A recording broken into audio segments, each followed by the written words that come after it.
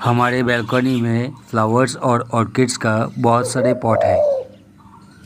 उसमें 2 डव आए, अपना नेस्ट बनाया, अंडे दिए, उसमें से बच्चा हुआ, बच्चे धीरे धीरे बड़ा होता गया, उड़ना सीखा और एक दिन उड़ के अपना नेस्ट छोड़ के चला गया। ये पूरा लाइफ साइकिल मैंने अपने कैमरा में कैद कर लिया। मेरा वाइफ और मैं चिड़िया का जो दाना होता है ना, वो एक पॉट में रख देते थे, वहीं से ही उसको खाना मिल जाता था और अपने बच्चे को खिलाते थे। मेरा बेटी ये 2 बच्चे का नाम दिया है चुन्नू मुन्नू। मेरे चैनल के दर्शकों को वो वीडियो मैं आज शेयर कर रहा हूँ।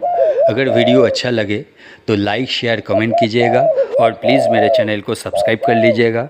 बहुत सारे इन्फॉर्मेटिव और इंटरेस्टिंग वीडियो आपको इस चैनल में देखने को मिलेगा। तो वीडियो को बिना स्किप किए एंड तक देखते रहिए और हो सके आप भी अपने बालकनी में पक्षियों के लिए खाना और पानी रख दीजिए। कभी ना कभी ऐसा दृश्य आपके बालकनी से भी देखने को मिलेगा।